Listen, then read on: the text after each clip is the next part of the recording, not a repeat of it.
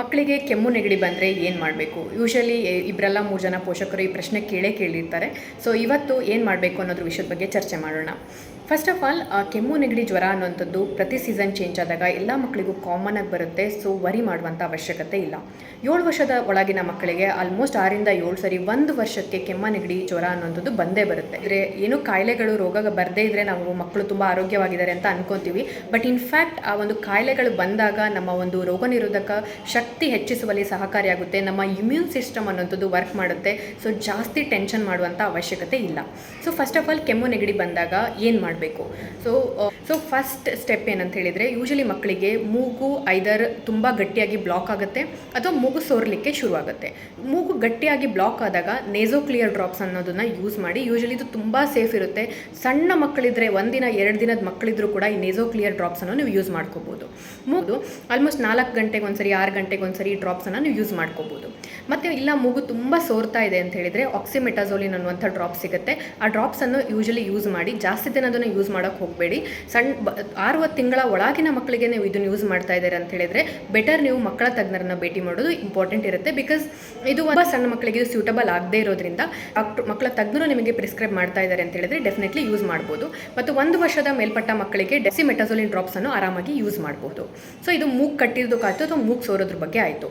ಇನ್ನು ನೆಗಡಿ ಬಂದಿದೆ ಅಂತ ಹೇಳಿದರೆ ಯೂಶಲಿ ಈ ಥರ ಫಿನಾಲೆಫ್ರಿನ್ ಮತ್ತು ಕ್ಲೋರ್ಫಿನಾರಮಿನ್ ಇರುವಂಥ ಸಿರಪ್ಸನ್ನು ಯೂಸ್ ಮಾಡ್ಕೊಳ್ಳಿ. ಸೊ ಯೂಶಲಿ ದೊಡ್ಡ ಮಕ್ಕಳಿದ್ರೆ ವರ್ಷಕ್ಕಿಂತ ಮೇಲ್ಪಟ್ಟ ಮಕ್ಕಳೇನಾದ್ರು ಇರ್ತದೆ. ಸೊ ಸಿಟಿಜನ್ ಸಿರಪ್ಪನ್ನು ಕೂಡ ಯೂಸ್ ಮಾಡ್ಕೋಬೋದು.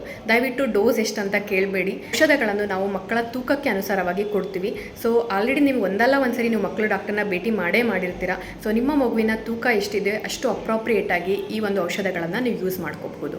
ಇದು ನೆಗಡಿ ವಿಷಯಕ್ಕಾಯಿತು. ಇನ್ನು ಕೆಮ್ಮು 2 ಥರ ಕೆಮ್ಮಿರುತ್ತೆ. ಒಂದು ಒಣ ಕೆಮ್ಮಿರುತ್ತೆ ಅಥವಾ ಕಫದ ಕೆಮ್ಮಿರುತ್ತೆ.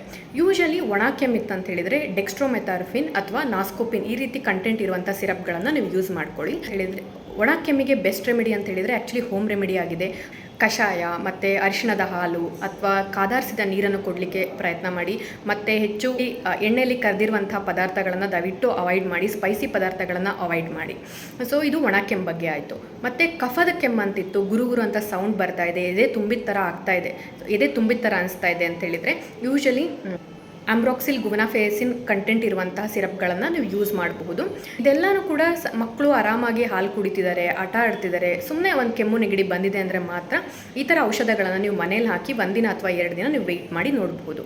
ಯಾವಾಗ ವರಿ ಮಾಡಬೇಕು ಅಥವಾ ಇಮಿಡಿಯೇಟಾಗಿ ಡಾಕ್ಟರ್ಗೆ ತೋರಿಸ್ಬೇಕಂತ ಹೇಳಿದರೆ, ಯೂಶಲಿ ತುಂಬ ಕೆಮ್ಮು ನೆಗಡಿ ಜೊತೆಗೆ ತುಂಬ ಜಾಸ್ತಿ ಜ್ವರ ಬರ್ತಾ ಇದ್ದರೆ, ಮಕ್ಕಳ ಉಸಿರಾಟಕ್ಕೆ ತೊಂದರೆ ಆಗ್ತಾ ಇದ್ದರೆ, ಮಕ್ಕಳು ಯೂರಿನ್ ಪಾಸ್ ಮಾಡೋದನ್ನು ಕಡಿಮೆ ಆಗ್ತಾ ಇದ್ದರೆ, ತುಂಬ ಡಲ್ ಆಗಿ ಕಾಣಿಸ್ತಾ ಇದ್ದಾರೆ, ಬರೀ ಮಲ್ಕೋತಾನೆ ಇದ್ದಾರೆ ಅಂತ ಹೇಳಿದರೆ ದಯವಿಟ್ಟು ಇಮಿಡಿಯೇಟಾಗಿ ಮಕ್ಕಳ ತಜ್ಞರನ್ನು ಭೇಟಿ ಮಾಡಿ.